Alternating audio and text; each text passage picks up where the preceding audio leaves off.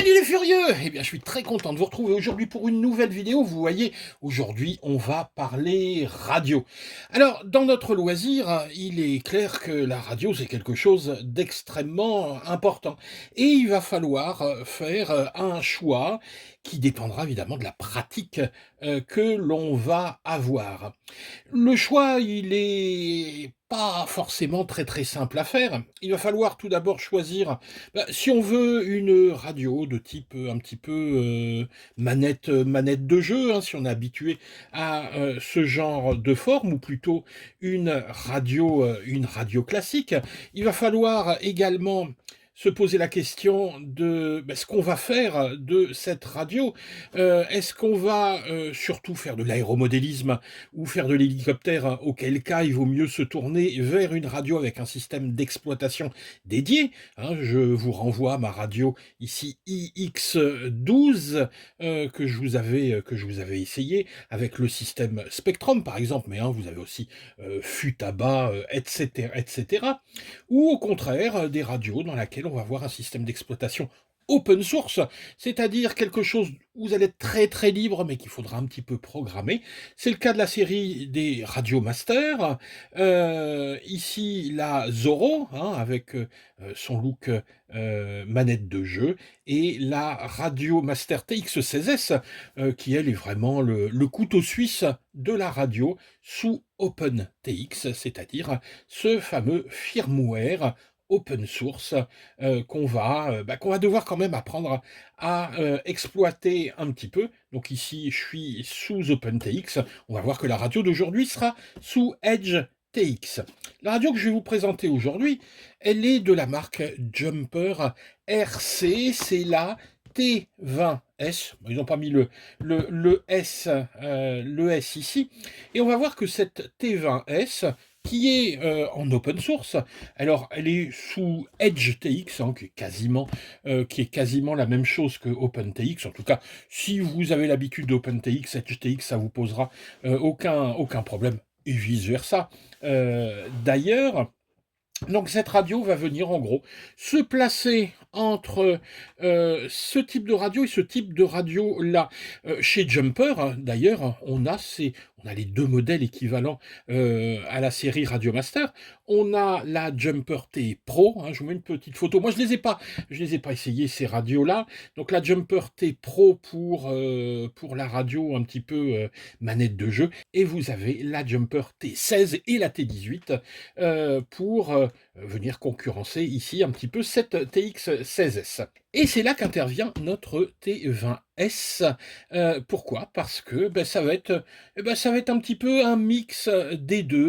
Alors, tout d'abord, un point, et ça je vais l'aborder tout de suite parce que c'est important, ces radios, la radio c'est souvent un gros poste d'achat, c'est quelque chose qui coûte la peau des yeux, hein, cette iX12.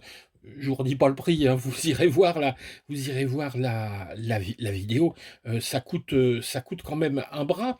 Et quand on arrive dans le loisir, ou quand même on veut pas aller prendre un prêt pour s'amuser à faire du drone ou à faire de l'avion ou de l'hélicoptère, on a envie d'acheter des radios qui sont pas trop chères. Et là, on a un produit qui est vraiment très intéressant. On a un produit vous allez voir, hein, le prix de base c'est 130 €, un petit peu moins de, oui, aux alentours de 130 €. Avec des gimbals améliorés, on sera à 160, et avec le module multiprotocole, on sera aux alentours de 200. C'est-à-dire que pour 200 €, vous aurez vraiment une radio extrêmement complète, on le verra. Donc voilà, donc ça c'est la première chose. On a une radio, vous pouvez commencer avec la radio à 130, hein, voilà. Donc on a un budget qui est encore raisonné, on n'est plus sur des budgets de 700 ou 800 € comme la X12. Alors, on va ouvrir ça, parce que bon, c'est bien d'en parler, mais c'est quand même mieux de l'avoir. Donc cette T20 arrive dans une boîte qui est une boîte. le packaging est pas mal du tout, vous allez le voir.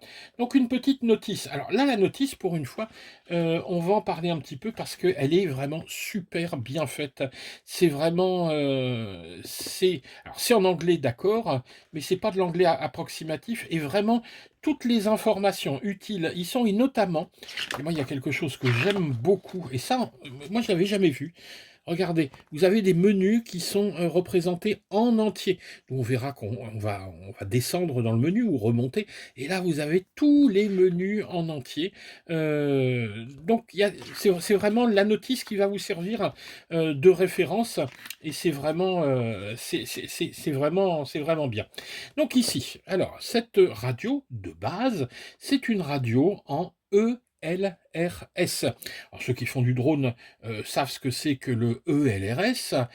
C'est donc un système à longue portée, longue range, donc il va permettre des portées qui seront extrêmement importantes, d'autant que cette radio, on va voir, de base elle arrive en 25 milliwatts. On va pouvoir la monter un petit peu plus, même si on n'a pas le droit, jusqu'à, je le dis, 1000 milliwatts. Donc une puissance phénoménale. Une puissance tellement phénoménale, on va voir qu'ils ont même mis un radiateur pour refroidir le module RF à l'intérieur. Alors, donc, une radio qui arrive tout d'abord en ELRS. Alors, on a les deux types de LRS, soit en 2,4 GHz, soit en 915 MHz. Donc là, ça dépend vraiment de la façon dont vous êtes équipé. Moi, j'aurais tendance à vous dire, choisissez. Alors, si vous n'avez pas encore de matériel, choisissez le 2.4 pour une raison toute simple, c'est que la plupart des gens en France vont s'équiper avec ce type de choses. Donc, si vous voulez racheter du matériel d'occasion, etc., vous serez bien mieux en 2,4 GHz. Le 915, c'est quelque chose qu'on va trouver beaucoup plus aux États-Unis. Et je suis pas bien persuadé que ce soit tout à fait autorisé, ça. La boîte. Bon, des autocollants pour mettre sur les petits boutons. J'ai regardé, je comprends rien. Je sais pas à quoi ça sert. Si, je reconnais AirMode quand même. Voilà. Accro. RTL. Bon, c'est peut-être pour écouter la radio. Des petits ressorts, ça c'est bien ça. Quand vous bousillez des ressorts, souvent on a du mal à en retrouver. Donc ça, à bien garder précieusement les petits ressorts pour les sticks. Une petite lanière jumper RC, la petite prise micro USB pour faire les mises à jour et avoir accès notamment au modèle à l'intérieur de la radio. Alors il n'y a pas de carte SD, mais on a accès directement ici à la mémoire interne via ce petit cordon. Allez, on sort la radio parce que c'est vraiment ça qui va nous intéresser. Premier contact avec la radio, et là je dois vous dire, quand j'ai ouvert la boîte, alors moi je l'ai reçu directement de chez Jumper RC, c'est Jumper RC qui me l'a envoyé. Je me suis dit, bon voilà, une radio un peu plus de 100 balles, ça va être du plastoc. Eh ben pas du tout. On a vraiment quelque chose qui est qualitatif. Vraiment, le plastique est vraiment bien. On a de l'antidérapant ici, des matériaux qui sont vraiment super. Les gimbals, je vous en parle même pas. Si je vais vous en parler après, c'est une véritable tuerie. Des inters qui sont pas des inters en carton, des vrais inters de qualité. On est au moins sur la qualité ici de l'ATX 16S. Donc, vous voyez, au niveau de la taille, on a quelque chose un petit peu plus petit, mais quelque chose ici qui tient bien en main. Donc, moi j'aurais tendance à dire que ce type de radio, c'est vraiment pour les gens qui n'ont pas envie d'une énorme radio comme ça, mais qui ne se sentent pas tout à fait à l'aise avec des radios de type manette de jeu. Alors, on fait le tour du propriétaire. Alors, première chose, tout d'abord, on peut regarder l'antenne ici, l'antenne qui est mobile et surtout qui va pouvoir, hop, tourner. Donc voilà, donc on peut la ranger tranquillement ici. On va regarder les inters et puis après je vous montrerai un petit peu les batteries. Alors, les inters, on commence par ici. On a tout d'abord deux petites molettes, ici, de chaque côté. Deux inters on-off, tac, tac, appuyé, éteint. Donc, de chaque côté. Ici, deux inters, deux positions. Un à droite, un à gauche. Deux inters, trois positions. Un à droite, un à gauche. Ensuite, ici, on a des potards. On a là également des petits potentiomètres. Et alors ça, ici, c'est assez sympa. Les 6 petits boutons ici correspondent aux boutons que vous avez là sur la TX16S. C'est-à-dire bah, notamment pour décider, je ne sais pas moi, de la puissance de votre module vidéo, par exemple, hein. Vous pouvez choisir comme ça, le programmer. Tout est vraiment programmable sur cette radio. Ces petits boutons ici, alors ça c'est assez sympa, ce sont les trims. Alors on a 2 séries de trims. Chaque bouton va faire tous les trims de chaque côté. C'est un petit bouton ici avec plusieurs directions, à gauche, à droite, en haut, en bas, et vous allez trimer. Et vous aurez une seconde série de trims ici que vous pourrez programmer, que vous utiliserez avec ce bouton-là. Mais par défaut, vous utiliserez juste ces 2 trims-là. Donc ça évite d'aller chercher, moi j'ai souvent du mal quand je suis en train de voler, pour mon premier vol, ben, j'ai du mal, il faut que je regarde, puis je préfère regarder mon avion. Donc là, c'est pas mal d'avoir les 2 trims en même temps, et vous allez régler dans les deux directions. Les gimbals, alors ça c'est important, sont réglables en tension directement avec ces petites vis ici. On peut régler également les courses de ces gimbals, c'est-à-dire soit avoir des courses extrêmement courtes ou des courses ici plus longues. On peut évidemment régler en hauteur. Alors, les gimbals, on va en parler tout de suite. Cette radio est disponible avec 2 types de gimbals. Et là, vous allez voir, les meilleures gimbals de celle-ci sont les moins bonnes gimbals de celle-là. C'est-à-dire que par défaut, elles arrivent avec des gimbals Hall, hein, à effet Hall, c'est-à-dire sans potentiomètre, c'est-à-dire aucune usure. Moi ici, j'ai un modèle avec des gimbals qui sont de type RDC 90. Alors qu'est-ce que ces RDC 90? Ben, c'est tout simplement un système de gimbal, on va dire haute qualité. On a des potentiomètres ici, mais qui vont résister alors je crois qu'ils donnent 10 millions de cycles, donc vous pouvez faire 10 millions de fois ça. Donc autant dire que ben, la radio sera morte avant que vous n'ayez fait 10 millions de fois ça. Alors, l'avantage de ces gimbals RTC 90, ce sera vraiment la précision du toucher, et les gens qui aiment avoir des gimbals extrêmement précises, bah, notamment pour faire du rasseur, seront servis. Alors, ces gimbals, elles sont en option. Si vous prenez la radio à 139, vous avez des gimbal Hall. Si vous voulez les gimbals RDC 90, il faudra rajouter une trentaine d'euros. On est alors sur une radio aux alentours de 169 euros. Qu'est-ce qu'on voit ici à l'arrière? On voit ce truc-là. Un truc en métal, c'est quoi? Eh ben, c'est un radiateur, tout simplement. Comme je vous ai dit tout à l'heure, on va pouvoir monter le module RF jusqu'à 1000 milliwatts. Donc autant dire que là, ça va chauffer. Et on a un dissipateur ici thermique, dans lequel d'ailleurs vous avez des vis, parce qu'on va voir que le petit module externe pourra se visser là et justement absorber ici la chaleur. Le dissipateur absorbera la chaleur. Ensuite, on a, hop, ici, un petit cache. Alors, un petit cache qui cache une prise XT30 et une petite prise ici pour le module externe. Donc, si on veut brancher un module externe, alors ici, on va voir, nous, un multiprotocole. On se met sur cette petite prise-là. Si vous avez un module, je pense notamment à un module Crossfire sur lequel vous avez besoin d'une alimentation externe, vous pourrez choper cette alimentation. Ici, c'est un output, c'est-à-dire une sortie au niveau de votre radio. Vous pourrez vous brancher à cet endroit-là. Je remets le petit cache. Et ensuite, alors moi je l'aime beaucoup cette radio, mais il y a un truc que là par contre j'aime pas du tout. C'est ça. Alors, qu'est-ce que c'est? Ici, vous voyez de lithium-ion, c'est du 18650. Et ben, c'est pas fourni. Ça, c'est les miennes. Il y a juste un petit porte-Lion, qui d'ailleurs est prévu pour des Lions 21700, je crois. Moi, j'avais que ça. Ça tient, mais voilà, c'est pas super. Honnêtement, j'ai qu'une crainte, c'est d'un faux contact et que la radio s'éteigne.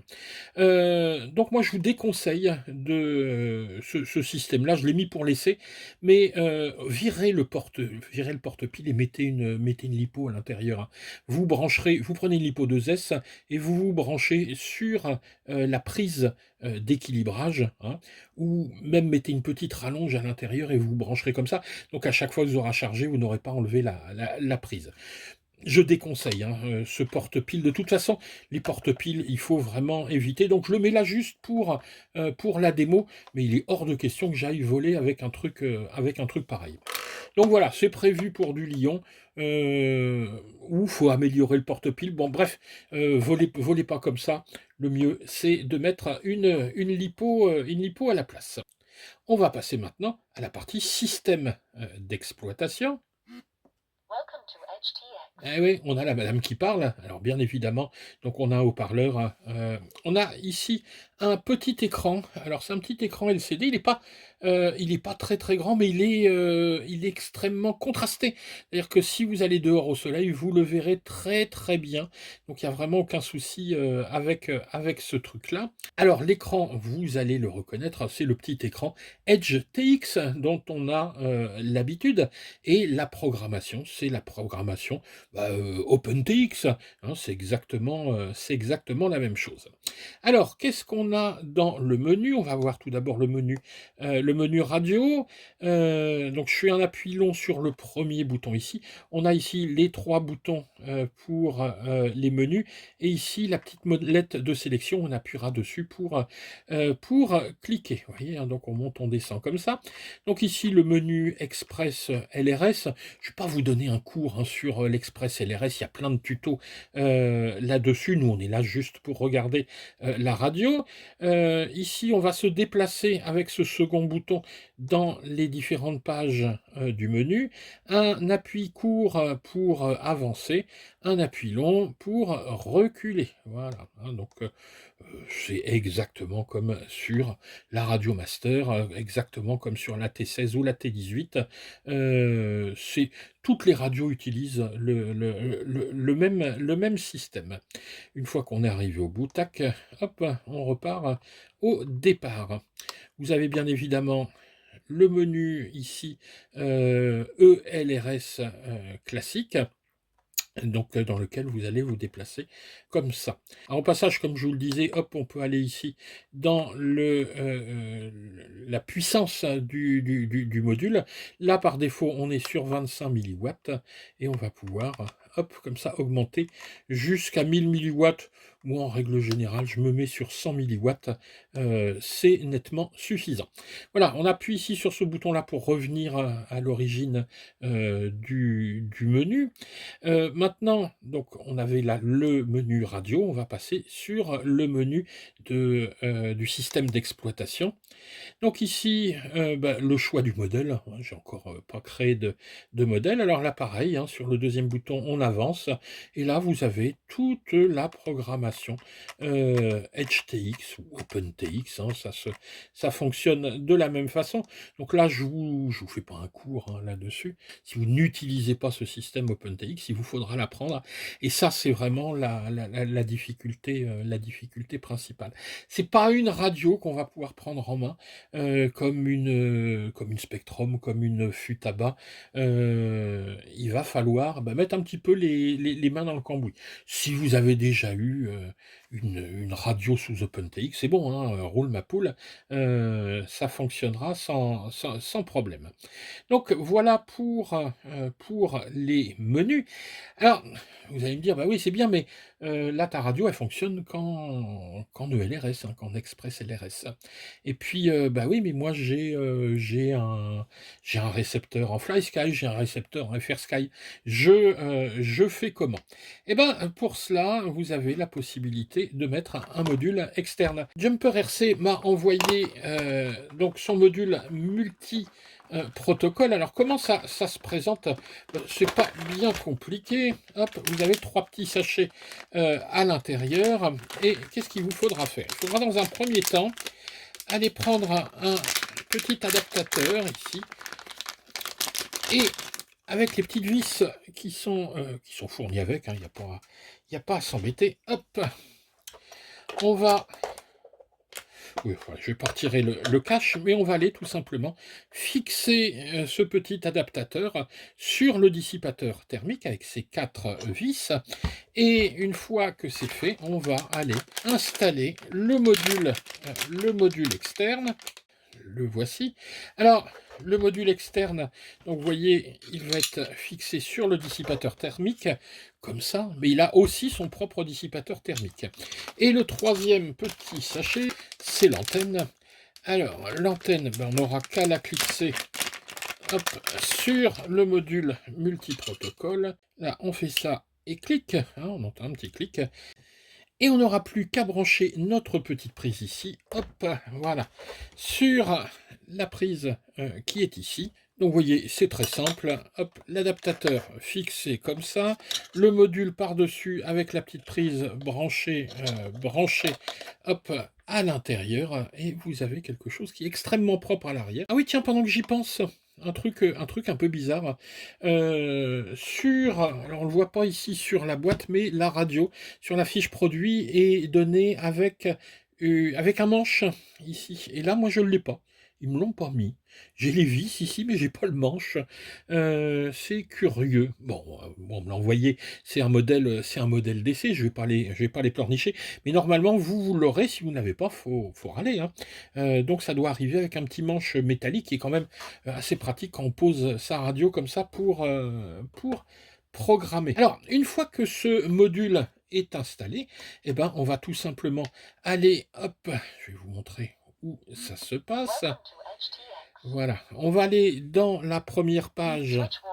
Hop, les switch, tac, c'est bon. On va aller dans la première page ici, dans la deuxième page, pardon, du menu. On va descendre, hop, hop, hop, hop, hop, hop, hop. On va chercher le module.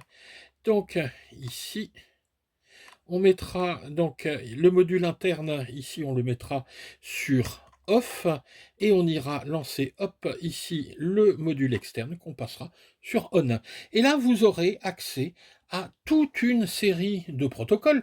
Alors, les protocoles classiques de type FR Sky, Fly Sky, mais également pléthore de protocoles, Bayang, etc. Tous ces protocoles utilisés par les radios les radios de tous les pays. Je crois qu'il y a quelque chose comme une soixantaine de protocoles différents, mais surtout tous les protocoles de base intéressants et tout particulièrement Fly Sky, FR Sky. Vous avez également les protocoles Futaba. Ça c'est important si vous faites de l'hélico. Vous pouvez très bien faire de l'hélico avec cette radio. Donc voilà, hein, on a fait à peu près le tour de cette T20S. Moi, si je fais un petit bilan là-dessus, ce qui m'a plu là-dedans, c'est la prise en main, la qualité des matériaux, la qualité ici des gimbals. Je ne l'ai pas encore utilisé en vol, hein. Je vais la binder ce week-end sur un drone en ELRS. En plus, l'avantage du ELRS, c'est que ça va très très vite à binder. Et je testerai ça directement sur le terrain. Je vous ferai un retour dans quelques jours via les réseaux sociaux. Bah écoutez, si cette vidéo vous a plu, vous n'hésitez pas, vous mettez un petit pouce up vers le haut, pensez à vous abonner et surtout pensez à utiliser tous les liens qu'on vous met en description. Je vous mets également mon Buy Me Coffee si vous voulez soutenir la chaîne et puis me payer un petit café. Hein, voilà, on discute, on prend un café, ça aussi c'est sympa. Voilà, on se retrouve très rapidement pour de nouvelles aventures. Allez, à bientôt, ciao les gars!